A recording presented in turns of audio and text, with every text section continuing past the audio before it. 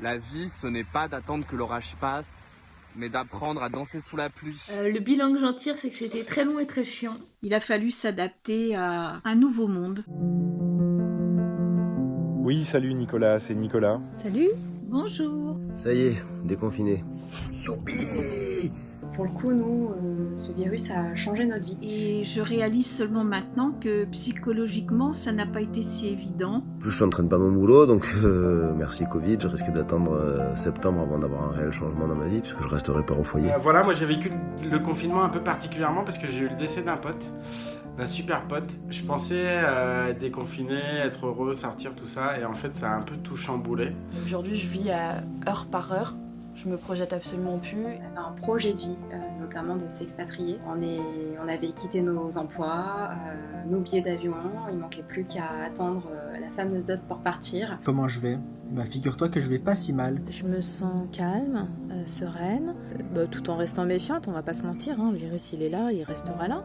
De ce confinement, d'une manière générale, je pense que c'est quand même plutôt positif. On n'a pas trop à se plaindre parce que ça n'a pas été si dur que ça. Comment j'envisage l'avenir après le Covid-19 ? Et je me suis rendu compte que j'avais un peu peur d'avoir des enfants dans ce monde-là. Je suis pas rassurée à l'idée de mettre au monde des enfants et de les faire vivre dans un monde comme celui-là. Dans ce moment de confinement, j'ai pensé que en fait j'aurais aimé avoir ma propre famille avec moi, c'est-à-dire pas ma mère ou mon frère, mais vraiment un conjoint, des enfants, des choses comme ça. Je me dis que j'attends la rentrée si elle a lieu un jour. L'avenir, je ne ferai pas trop y penser. Pas avant 2021, janvier, je pense, pour le professionnel en tout cas, on verra. Et au niveau de l'environnement, j'aimerais tellement qu'on arrête un petit peu avec toutes ces bagnoles là à Paris, sur le périph', sur les autoroutes qui polluent. Putain, je prône le télétravail.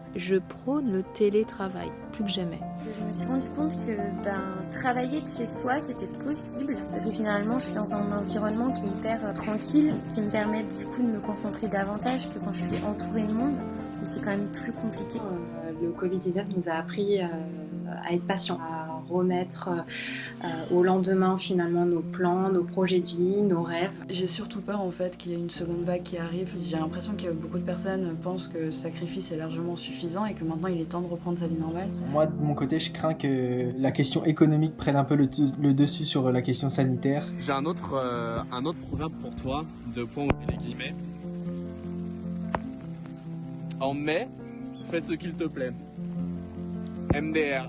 Je sais pas qui a inventé ce dicton, mais il doit se retourner dans sa tombe. On a été comme pris dans un piège, c'est ce que j'ai ressenti. Ça a finalement remis un petit peu nos priorités dans l'ordre. Le 11 mai, ça voulait pas dire que tout était fini et que le Covid avait disparu et qu'on pouvait de nouveau faire la fête et mener la vie d'avant. Que cette crise n'est pas terminée. Profitons tout en faisant attention à notre planète, à notre environnement. C'est bien une chose que j'ai compris pendant ce confinement.